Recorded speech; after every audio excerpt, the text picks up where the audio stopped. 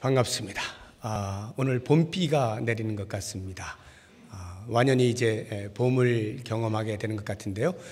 여러분이 앞에 보시면 이렇게 화사한 꽃이 이렇게 있지 않습니까? 봄을 알리는 소식입니다. 우리 아마 김기철 집사님 가정에서 하신 거 맞죠? 송나무 집사님? 네. 귀한 꽃을 이렇게 해주셔서 감사를 드리고 그런 화사한 마음으로 오늘 말씀을 잘 받았으면 좋겠습니다. 제가 지금 계속 아브라함을 지난주부터 시작하고 있는데 아브라함과 하나님이 만나시는 그 장면에서 하나님 편에서 볼 때는 하나님의 영원한 계획과 섭리 가운데 만나신 것이지만 아브라함의 편에서 볼 때에는 도무지 알지 못하였던 영문 모를 만남이었다, 이렇게 말씀을 드렸습니다. 그것으로부터 출발되어진 하나님과의 만남에서 이제 아브라함이 어떻게 계속해서 변화되어져 가는가 하는 것을 우리가 살펴보게 될 터인데, 아브라함의 그 갈대 우르에서부터의 경로를 보시게 되면 사도행전 7장 2절에 나타나신 그 갈대 우르에서의 하나님, 그리고 그 말씀을 듣고 나아가 하란에 머물러 있을 때 다시금 나타나셔서 말씀하시고, 그 하란에서 아버지 데려가 죽자 이제 가나안 땅으로 옮기게 되는데, 가나안 땅에 들어와서는 세겜 땅 모래 상수리 나무에 머무릅니다. 그리고는 그곳에서 다시 하나님께서 나타나셔서 약속의 말씀을 주시고, 그 이후에 아브라함은 베델과 아이 사이로 옮겨가면서 그곳에 장막을 치고 제단을 쌓고 여호와의 이름을 부르게 됩니다. 그리고 계속해서 그 땅에 기근이 있게 되자 남방으로 내려가면서 결국에는 애굽 땅까지 가게 됩니다. 하나님의 약속의 땅을 벗어나게 된 것이죠. 여기까지가 우리가 지난주에 본 아브라함의 경로였습니다. 오늘 13장을 보시게 되면 아브라함이 애굽에서부터 나와 다시 가나안 땅으로 들어오고요, 그 이후에 일어난 한 사건에 대하여 초점을 맞추며 기록하고 있는 것을 볼 수가 있습니다.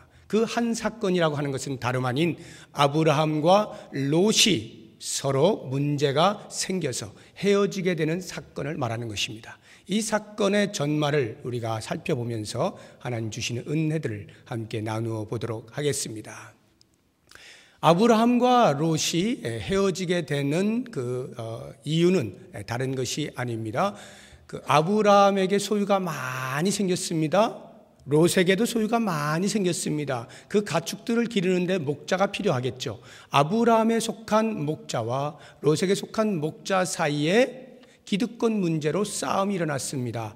땅이 좁아 거기에 소유가 많은 것을 다 먹이고 하는 일에 있어서 부족함을 느껴서 먼저 차지하는 것이 임자다라고 하는 차원에서 서로 다투게 된 것입니다. 그 일로 인하여서 문제가 발생하자 아브라함이 그 문제를 해결하기 위하여 제안을 합니다.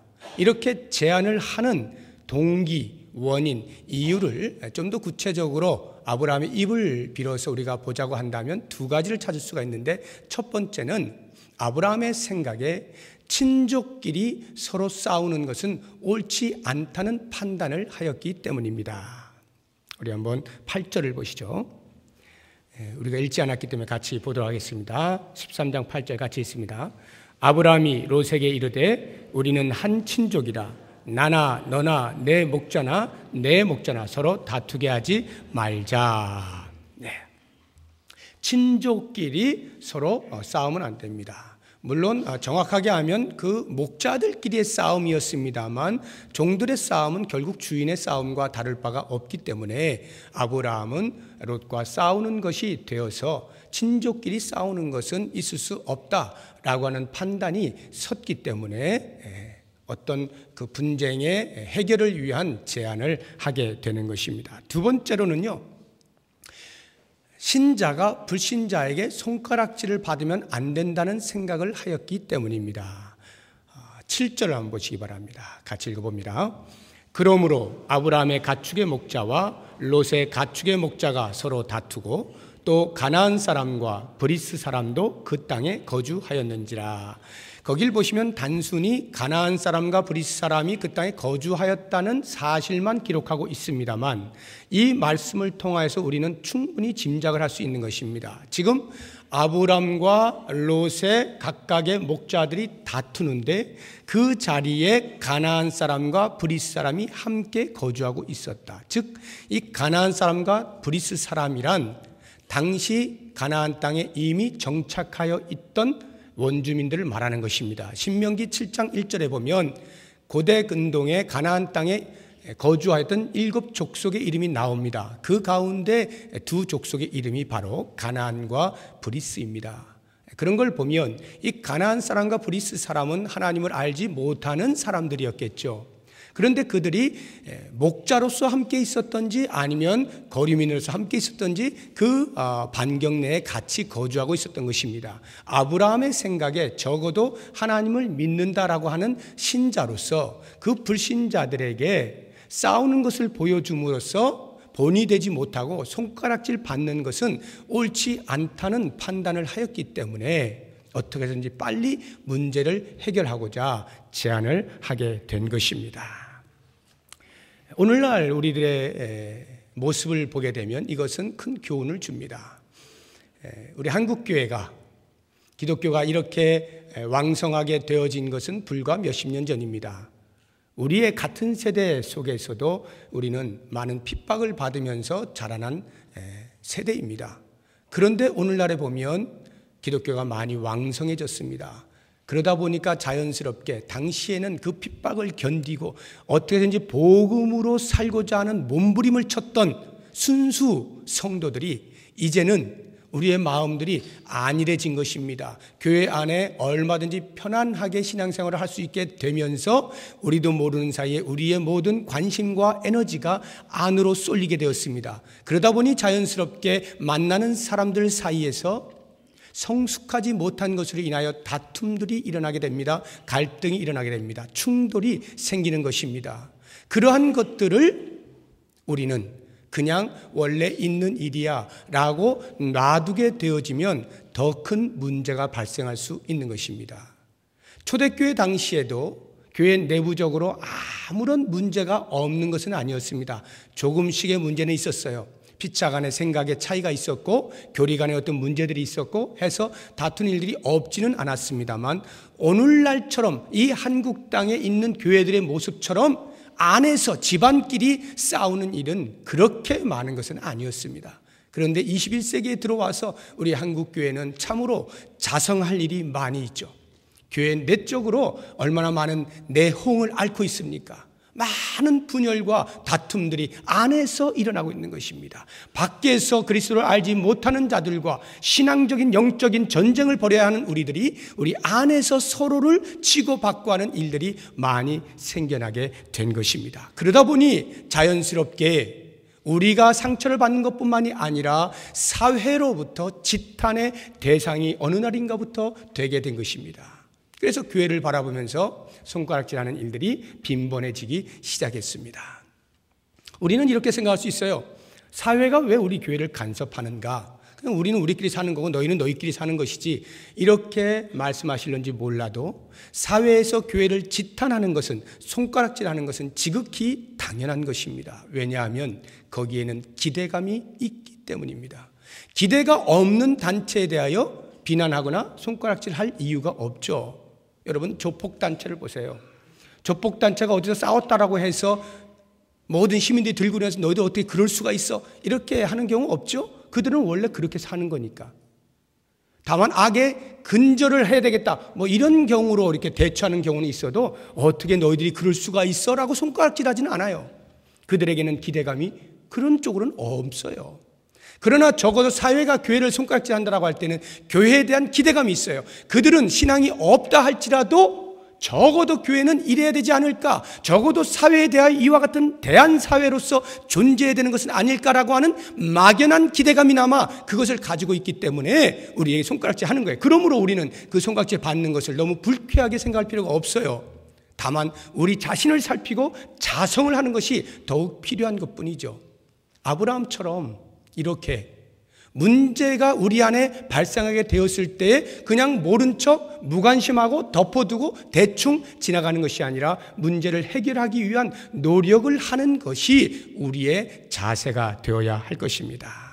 과연 아브라함은 이와 같은 문제가 발생했을 때 어떻게 제안함으로써 해결하고자 했는가 하는 것을 보면 우리가 도움을 얻을 수가 있겠습니다. 첫 번째는 롯을 불러서 분가할 것을 제안을 하였습니다. 분가. 우리 헤어지자. 우리 나누자. 이제 함께 살기엔 너무나 커졌어. 땅이 너무 좁아. 우리 헤어져서 각각 잘 살자. 라고 하는 것인데요. 이것은 그냥 표면적으로 보게 되면 아브라함이 문제를 정면으로 뚫고 나아가는 것이 아니라 회피하는 것처럼 보입니다. 야, 너나 나나 지금 다투는데 귀찮다. 우리 서로 보지 말자. 안 보면 깨끗하잖아. 이렇게 하는 것 같지만 사실 그 다음 행동을 보면 아브라함은 그런 식으로 문제를 해결하는 것이 아님을 알 수가 있습니다. 우리가 어떤 문제들이 생길 때요, 성도들 간에 어떤 문제가 생겼다든가 무슨 문제가 생기면 쉽게 해결을 하는 방법 중에 하나가 안 보자는 거예요. 서로 안 보자. 보지 말자 말이지. 이것으로 이제 해결을 하려고 하는데 그것은 옳은 방법은 아닙니다. 지금 아브라함이 제시하고 있는 분가의 방법은요, 문제를 해결하기 위한 방편의 하나로서 제시되고 있는 것이지 무조건 문제 생기면 안 보기, 이것을 우리들에게 원칙으로 알려주기 위한 것은 아님을 아셔야 됩니다. 다시 말하면 우리가 붙잡아야 되는 것은 분가가 아니라 그렇게 문제가 일어났을 때 해결하고자 하는 노력, 그것을 보아야 되는 거예요. 그래서 상대방과 함께 책상 앞에 앉아서 머리를 맞대고 서로 합리적인 생각들과 의견들을 나누면서 어떻게 하면 문제를 해결할 수 있을까에 대해서 같이 노력을 해야 하는 것입니다. 요즘 가정들이 어려운 가정들이 많아요. 부부간에 성격이 안 맞고 행동하는 것이 서로 안 맞아서 살기 힘들어하는 그런 가정들이 많습니다. 그럴 때요, 그냥 그러면 각자 살자. 제일 좋죠. 각자 살자. 그러나 여러분, 결혼이라고 하는 것이 어디 그리 간단한 것이 아니지 않습니까? 적어도 책임감 있게 두 사람이 마주 대하고 이 문제를 직시하고 핵심을 찾아서 어떻게 하면 해결할 수 있을까에 대한 쌍방간의 노력을 할 수 있어야 하는 거예요. 이것이 우리가 취해야 할 태도인 것입니다.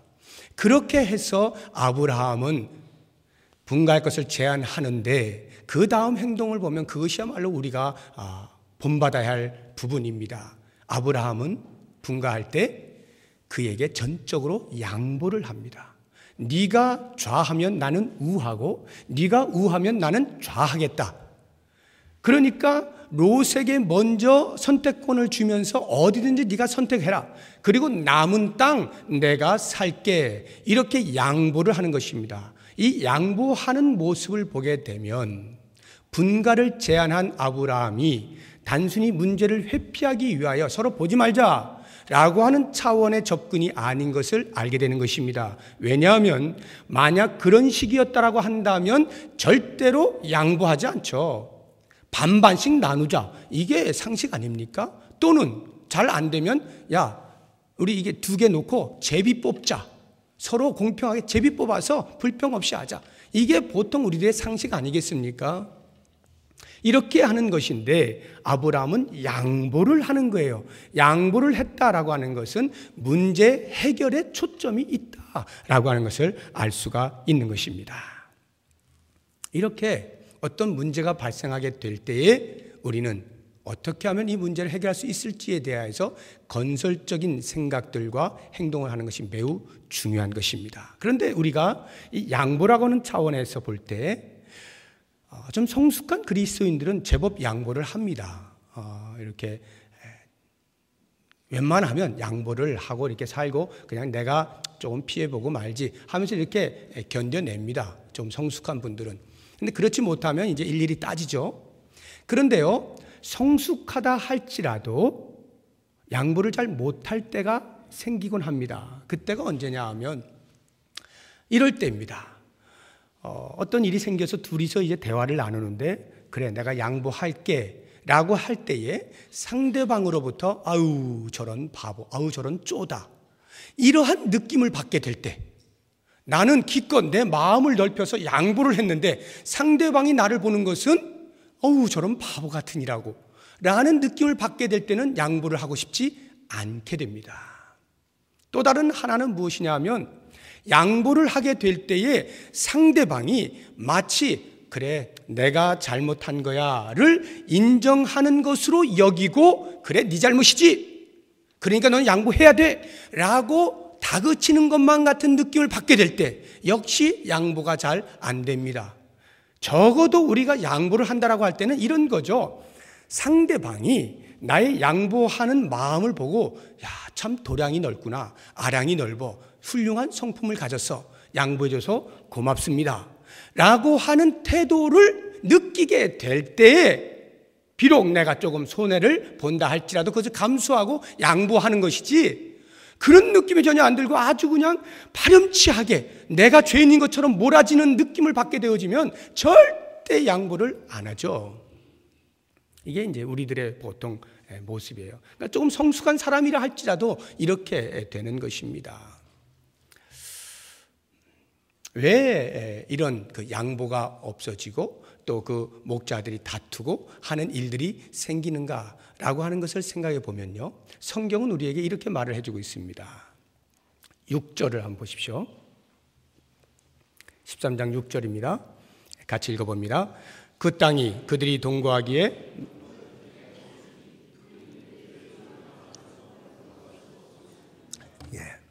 성경은 우리에게 정확하게 말해줍니다. 왜 다투었을까? 왜 양보할 수 없을 것 같을까? 그 땅이 그들이 동거하기에 넉넉하지 못했다는 것입니다. 소유가 너무 많은데 땅은 한정이 되어 있는 것입니다. 그러니 거기서 다툼이 일어날 수밖에 없다라고 하는 것인데요. 저는 이 표현이 성경이 그 당시의 그 상황을 객관적으로 서술한 것이겠습니다만은 그쪽보다는 저는 좀 다른 쪽을 보고 싶은데 성경이 이렇게 기록을 하고 있는 것은 당시 그 땅에 대하여 그리고 일어나고 있는 그 다툼의 사건에 대하여 바라보는 아브라함이나 롯 또는 그에게 속한 모든 목자들의 시선이 그렇다라고 하는 것을 고발하는 것 같이 보입니다. 다시 말하면 그들의 눈에는 땅이 제한돼 보이는 거예요. 그러니까 우리가 소유가 많은데 서로 먹고 사는데 부담이 되는 것입니다. 다시 말하면 부족의 심리가 그들을 꽉 채웠기 때문에 다툼이 일어날 수밖에 없어요. 부족한 제한된 곳에서 많은 사람들이 먹고 살자고 하면 누가 먼저 움켜쥐느냐가 매우 중요하겠죠. 그래야만 내가 버틸 거 아닙니까? 생존의 법칙이죠. 이러한 사고를 가지고 있는 한에 있어서는 다툼은 결코 그치지 아니하고 계속 일어나게 될 것이고 양보라고 하는 것은 있을 수가 없게 되어질 것입니다. 그런데 만약에 풍요의 심리를 가지고 있다고 생각해 보십시오. 땅이 충분해. 너희가 저쪽에서 풀을 뜯어 먹어? 그럼 우리는 이쪽에서 풀을 뜯어 먹을게. 라고 만약에 풍요의 심리를 가지고 있다고 한다면 다툼이 굳이 일어날 필요가 없겠죠. 부닥칠 이유가 없죠. 넘쳐나니까요. 피자도 한 조각 남았을 때 세 자녀가 달라붙는 것이지 10조각 있으면 절대 싸우지 않습니다. 충분히 먹고 남기 때문에요.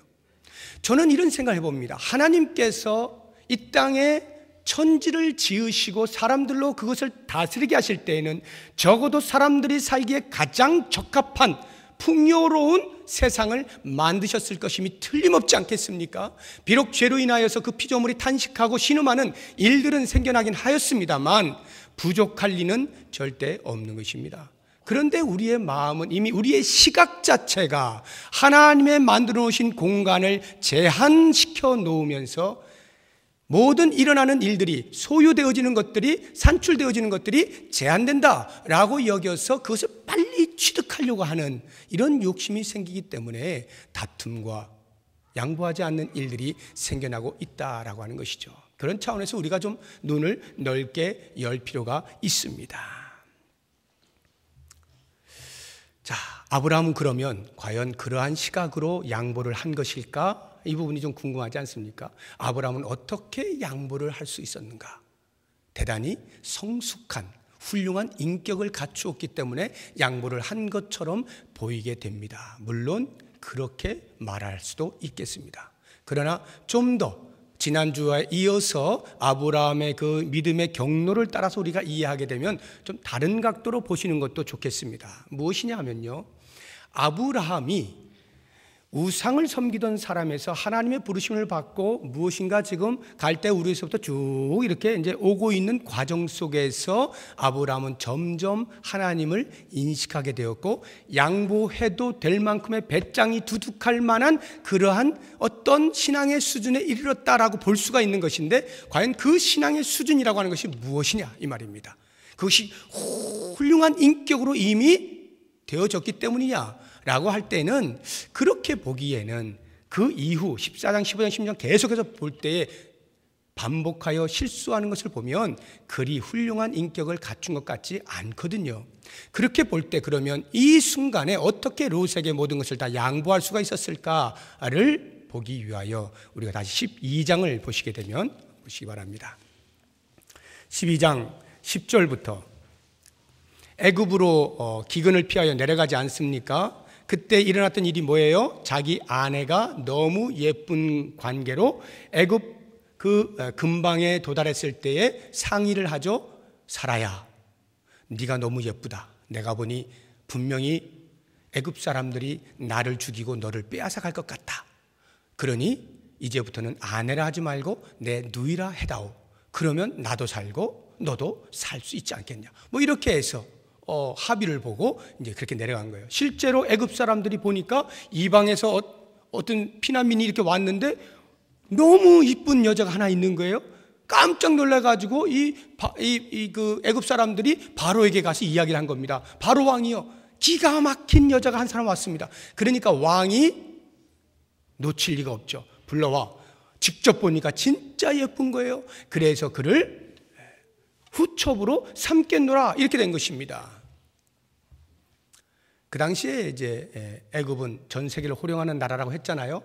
그런 나라의 왕은 후첩을 삼을 때 그냥 그날 밤 바로 그냥 이렇게 취하는 게 아닙니다. 준비를 시켜요.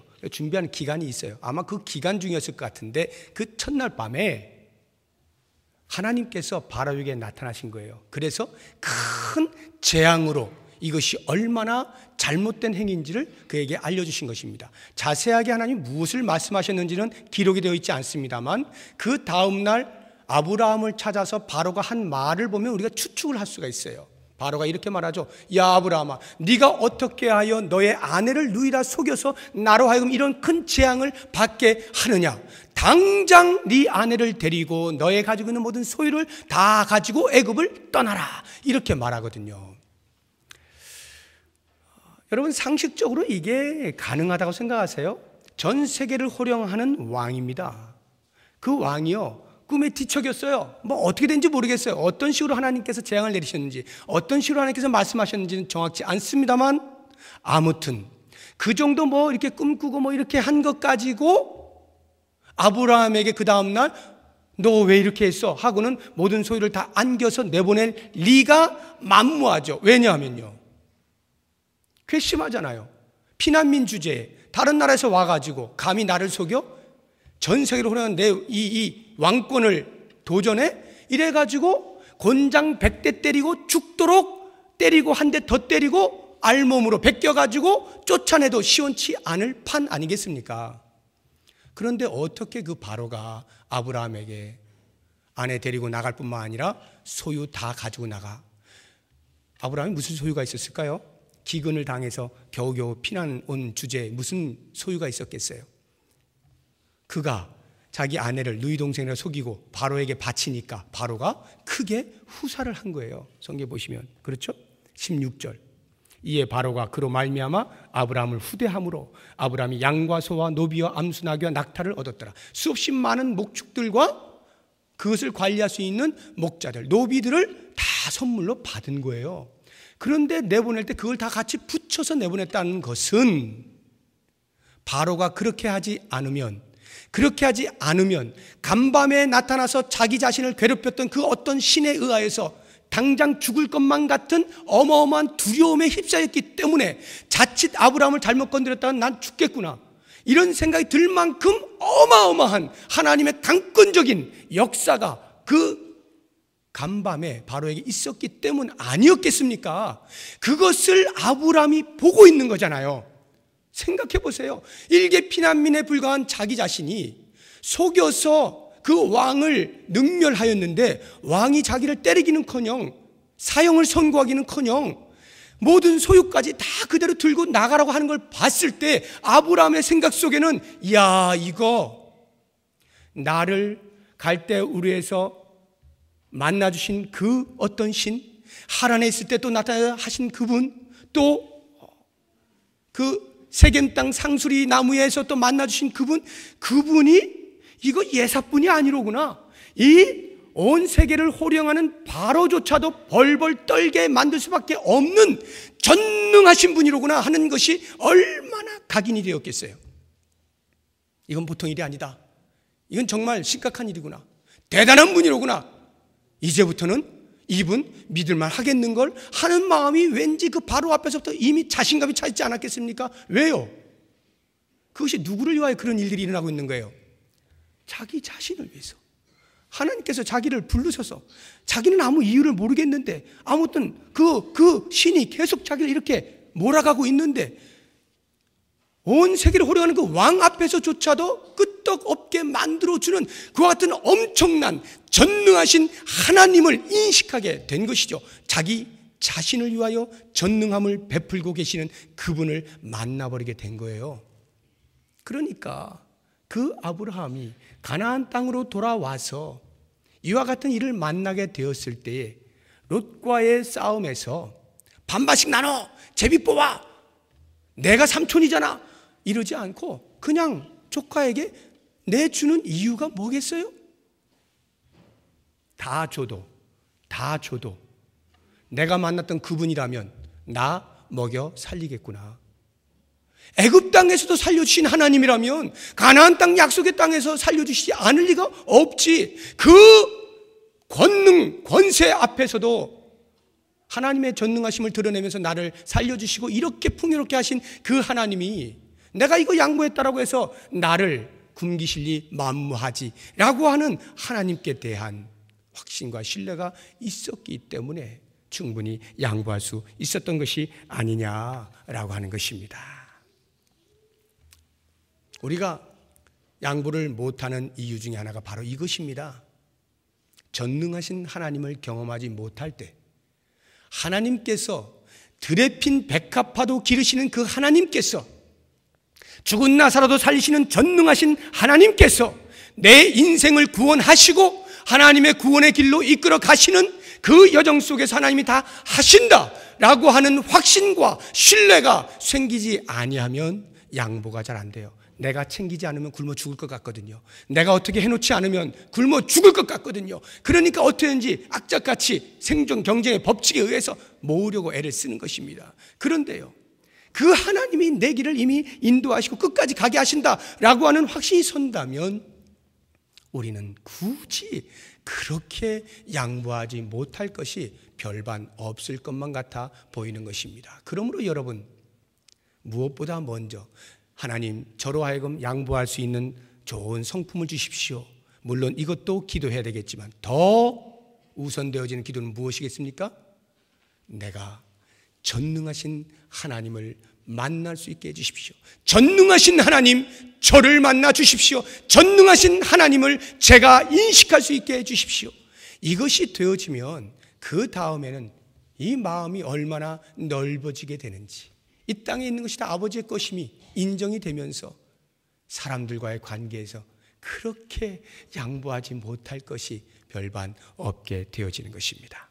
이렇게 이러한 연유로 인하여서 양보를 한 아브라함은, 물론 제가 멋지게 아브라함을 이야기했습니다만 그 전능하신 하나님을 인식하였기 때문에 이렇게 가능했다라고 하는 것, 성품적으로 훌륭하게 인격이 변화되었기라기보다도 그 하나님, 전능하신 하나님을 충격적으로 만나버렸기 때문에 그 경험에 의하여서 양보를 하긴 했습니다만, 그럼에도 불구하고 인생인지라 마음 한구석에서는 걱정도 되긴 됐겠죠. 야, 이거 이제 배짱을 부려서 내가 하긴 했는데 진짜 이거 이러다가 어떻게 되는 것 아닐까? 이제 나는 어디 가서 먹고 살지? 롯이 좋은 땅 다 차지했는데 우리 이 목축들은 다 어떻게 하지? 이런 걱정이 요만큼은 됐겠죠. 아마 그러고 있을 즈음 어떻게 할까 하는 그 즈음에 하나님께서 아브라함을 만나 주시는 것입니다. 14절 보십시오. 13장 14절. 롯이 아브라함을 떠난 후에 여호와께서 아브라함에게 이르시되, 이 말을 우리가 유심히 봐야 됩니다. 롯이 아브라함을 떠난 후에, 다시 말하면 아브라함이 드디어 홀로 있게 되었을 때 하나님께서 아브라함을 한 번 더 만나 주신 것입니다. 그리고 그에게 비전을 주셨습니다. 눈을 들어 너 있는 곳에서 북쪽과 남쪽 그리고 동쪽과 서쪽 동서남북을 바라보라. 비전을 심어 주신 것입니다. 하나님께서는 지금까지 이 장면까지 아브라함에게 총 4번 나타나셨어요.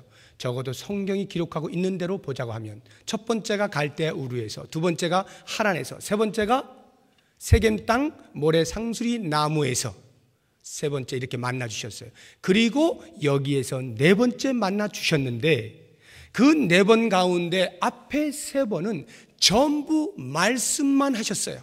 말씀으로만 내가 내게 지시할 땅으로 가라.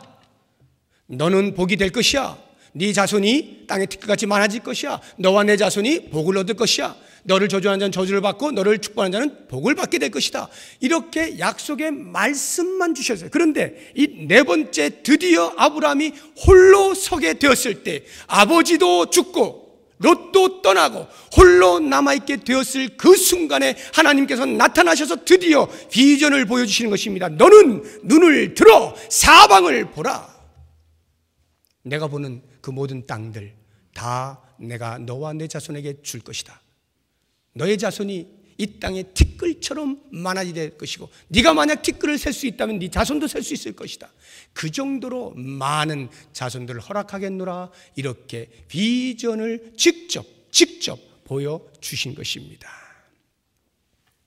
이 직접 보게 하시는, 여기에 우리가 초점을 맞춰야 돼요.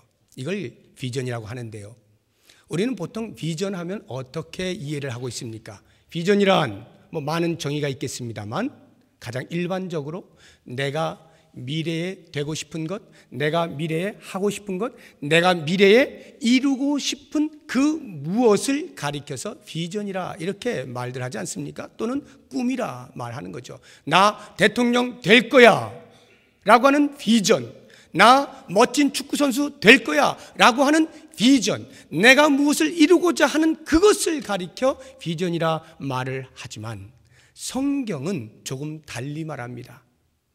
성경에서 말하는 비전은 내가 아닌 하나님이 나를 통하여 이루고 싶으신 것을 나에게 보게 하시는 것을 가리켜서 비전이라 말합니다.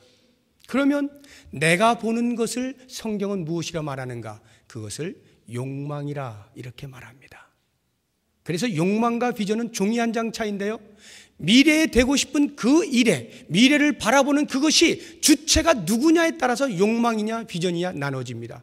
그 주체가 나일 경우에는 욕망이요, 하나님일 경우에는 비전이라 이렇게 나누어지는 것입니다. 그래서 실제로 욕망과 비전 사이에 대조가 어떻게 되는지 오늘 이 13장 속에서 롯과 아브라함의 모습 가운데 우리에게 선명하게 보여주고 있는 것입니다. 롯을 한번 보시죠. 10절입니다. 같이 한번 읽어보겠습니다. 이에 롯이 눈을 들어 요단 지역을 바라본즉 소알까지 온 땅에 물이 넉넉하니 여호와께서 소돔과 고모라를 멸하시기 전이었으므로 여호와의 동산 같고 애굽 땅과 같았더라. 누가 눈을 들었습니까? 롯이 눈을 들어. 누가 바라보았습니까? 롯이 요단 지역을 바라보는 것입니다. 롯 자신이 눈을 들어 요단 저쪽을 바라보니까 소알 땅까지 물이 가득한데 마치 거기가 에덴 동산 같고 애굽 땅과 같았다. 이 표현은요, 그것보다 더 좋은 곳이 없다 이런 말이에요. 가장 좋은 곳이다 이런 말입니다. 그런데 그 땅을 누가 보느냐? 롯 자신이 보고 있습니다. 이걸 가리켜서 성경은 욕망이라 말을 하는 것입니다. 13절 한번 보십시오. 같이 13절 읽어보겠습니다. 소돔 사람은 여호와 앞에 악하며 큰 죄인이었더라. 롯이 바라보는 그 땅, 소돔 땅은 여호와 앞에 악하며 큰 죄인이에요. 도시 전체가 타락하고 부패하였습니다. 그러한 땅임에도 불구하고 롯 자신이 바라볼 때는 그 땅이 풍요롭게 보이는 거예요. 실제로 물이 많았죠. 풍요로웠습니다. 그런데 그 너머에 있는 하나님 앞에서의 죄악된 영적인 모습을 발견하지 못하는 거예요. 자기의 눈으로만 바라보니까, 자기의 욕망으로만 바라보니까 하나님 앞에서의 영적인 눈이 뜨이지 아니하므로 그 땅이 어떠한지를 알지 못하는 거예요. 그러니까 욕망의 눈을 따라 그 땅을 덥석 무는 것입니다. 이야, 여기면은 내 소유가 충분히 먹고도 남겠구나, 평생토록 먹고도 계속해서 가문대대로 풍요의 삶을 살겠구나 하고는 자신의 욕망의 눈을 따라 거기를 선택을 하는 것입니다. 반면에 아브라함은 어떻습니까? 우리가 이미 읽은 말씀 14절 다시 한번 읽어보겠습니다. 14절 시작.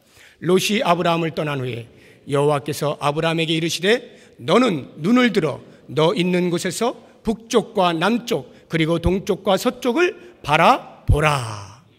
보는 것은 똑같이 롯이고 아브라함이에요. 그러나 아브라함은 하나님께서 보라 하는 것을 보는 것입니다. 하나님께서 보라 하는 것을 보는 거예요. 이게 비전입니다. 그래서 15절을 보시면 이 비전에 관련하여서 꼭 눈여겨보셔야 할 단어가 있어요. 15절 같이 읽어봅니다.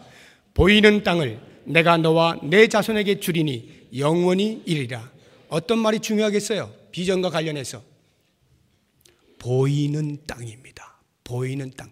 네가 보는 땅이 아니라 네 눈에 들어오는 땅, 네가 보고 있는, 네 눈에 보이는 그 땅, 보이는 땅, 하나님이 보여주심으로 보게 되는 그 땅, 이게 바로 비전이에요. 그래서 이와 같은 비전을 가지고 하나님이 심겨주신 그 비전을 가지고 바라본 사람은 그 다음 결과가 어떻게 됩니까? 16절, 17절, 18절 보세요. 땅의 티끌처럼 그 자손이 많게 해주겠다. 종과 행으로 다니는 그 모든 것을 다 아브라함이 주겠다 약속해 주신 겁니다. 그런데 정작 그 당시를 생각해 보면 롯이 눈을 들어서 욕망의 눈으로 볼 때 물이 가득했던 그 소알 땅에 비하여 아브라함이 지금 보고 있는 동서남북은 다 광활한 사막이에요. 광야입니다. 별 볼 일 없어요. 푸른 초장이 어디 있습니까? 물이 어디 있어요? 그런데 하나님께서 보라 하셔서 보게 된 그 땅에 대하여 약속의 말씀을 붙잡고, 아, 내가 보고 있는 이 땅, 하나님이 보게 하신 이 땅, 여기에서 내 자손이 번성한다 하셨지 라고 하고 그것을 믿음으로 받아들이고 믿음의 한 걸음을 걸어 나가는 그 사람에게 있어서 그 미래가 어떻게 됩니까? 실제로 아브라함은 믿음의 조상이 되고 그 믿음으로 말미암아 구원함 없는 모든 백성들을 가리켜 아브라함의 자손이라 부르고 있지 않습니까? 놀라운 약속의 말씀의 성취입니다. 너는 복이 될 것이다. 아브라함을 통하여 믿음의 자리에 이른 오늘날 우리들도 역시 마찬가지, 전부 아브라함의 자손으로 하나님의 말씀이 그대로 성취가 되고 있는 것입니다.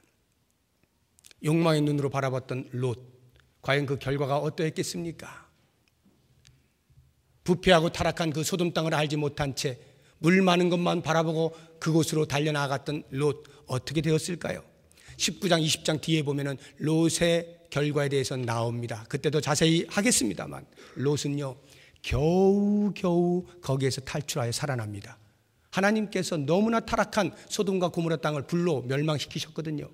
그때에 겨우겨우 탈출하는데 그것도 롯의 의 때문이 아니라 하나님께서 아브라함을 생각하사 롯을 살리시기로 하고 권면한 거예요. 아브라함 아니었으면 롯은 그냥 그 불구덩이 속에서 같이 묻혀 죽는 것입니다. 아브라함 때문에 그나마 목숨 부지한 롯의 그 결과에 비하여 아브라함은 지금 당장은 눈에 보이는 것 없고 그 비전이 성취될까 의심스러울 만큼 황량한 땅을 보고 있었지만 믿음으로 한 걸음씩 걸어나가게 될 때 오늘날 아브라함의 자손이 얼마나 많이 생기고 있는가를 보게 되면 과연 우리는 어떠한 비전을 움켜잡아야 할지가 분명해지지 않습니까? 여러분, 내 눈으로 바라보는 것 아니라 하나님이 보게 하시는 것에 민감할 필요가 있습니다. 이것이 지금 내가 성취하려고 하는 욕심인가 아니면 하나님께서 하게 하시는 일인가를 분별할 수 있는 영적인 민감함이 있어야 돼요. 그렇게 되어질 때에 하나님이 보게 하시는 그 일을 보면서 걸어나가게 될 때에 그 길이 복된 거예요. 그래서 아브라함이 복되어서 아브라함의 많은 자손들이 생겨난 것처럼 우리도 역시 마찬가지로 우리를 통하여 복이 흘러 넘쳐서 우리가 복의 통로가 될 수 있는 거예요. 아브라함은 우리 모든 믿음의 사람들에게 상징으로 주어진 인물입니다. 너희도 아브라함처럼 이와 같이 살게 되면 아브라함이 복을 얻어 믿음의 조상이 된 것처럼 너희도 믿음의 조상이 된다. 이걸 우리에게 보여주시려고 아브라함을 등장시키고 있는 거예요. 그런 차원에서 우리 역시 지금 아브라함의 자손으로 그 복을 누리고 있지만 우리도 역시 우리의 후대에 우리의 많은 후대 사람들이 나의 믿음을 보고 그 믿음 안으로 들어오게 되어질 복의 통로가 될 수 있는 것입니다. 믿음의 조상이 될 수 있는 거예요. 갈라디아서 3장 한번 찾아보시죠. 신약성경 갈라디아서 305쪽입니다. 신약성경 305쪽 갈라디아서 3장입니다.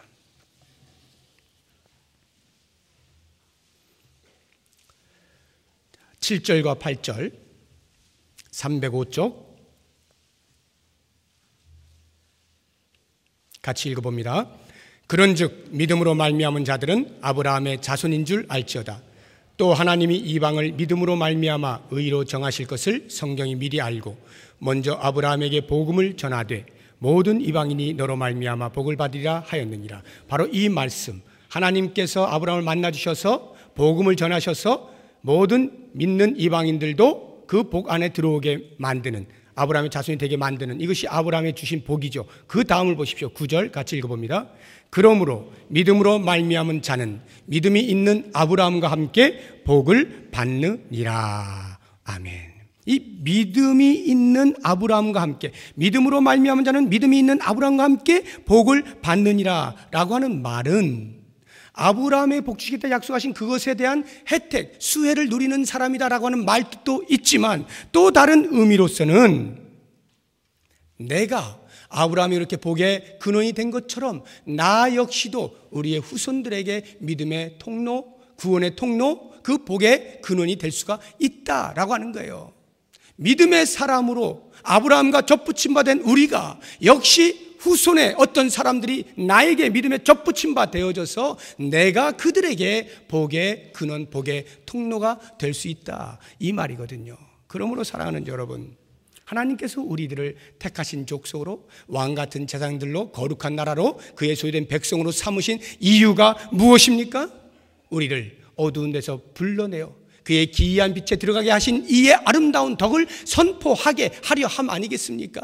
우리를 그렇게 왕같은 제사장으로 삼으신 이유가 무엇입니까? 아브라함을 부르신 이유가 무엇입니까? 아브라함으로 믿음의 조상을 세우시려고 했던 것처럼 우리를 죄악 가운데서 건져내서 구원의 자리에 이르게 하신 것은 우리로 그의 기이한 빛에 들어가게 하신 이의 아름다운 덕을 선포하게 하여 우리로 하여금 많은 사람들이 구원의 자리에 이르러 우리가 복의 통로가 되게 하시기 위함이다, 이것입니다.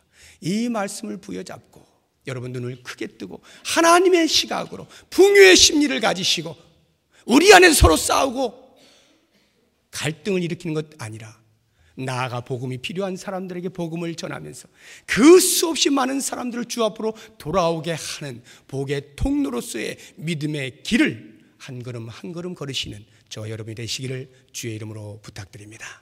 기도하겠습니다. 하나님 아버지, 아브라함을 복의 근원으로 삼으실 때에는 이미 오늘 이 시간 우리를 부르셔서 우리에게도 그와 같은 복을 주시기 위함인 것을 알고 감사를 드립니다. 혹시나 우리가 그 복을 놓친 채 우리의 눈앞에 보이는 것들에 아웅다웅하며 살지는 아니하였는지 돌아봅니다. 하나님께서 우리를 죄악 가운데 구원하셨을 때 그 놀라운 목적이 어두운 데서 불러내신 그의 기이한 빛에 들어가게 하신 이 아름다운 덕을 선포하게 하기 위함인 것을 깨닫고 우리로 하여금 우리의 후손들에게 믿음을 나누어 주며 구원의 자리를 소개하며 복의 통로로서의 삶을 온전히 살아낼 수 있도록 인도하여 주시옵소서. 그 믿음의 걸음을 뚜벅뚜벅 걸어나가는 우리 모든 성도님들 되시도록 축복하여 주시옵소서. 예수 그리스도의 이름으로 기도드립니다. 아멘.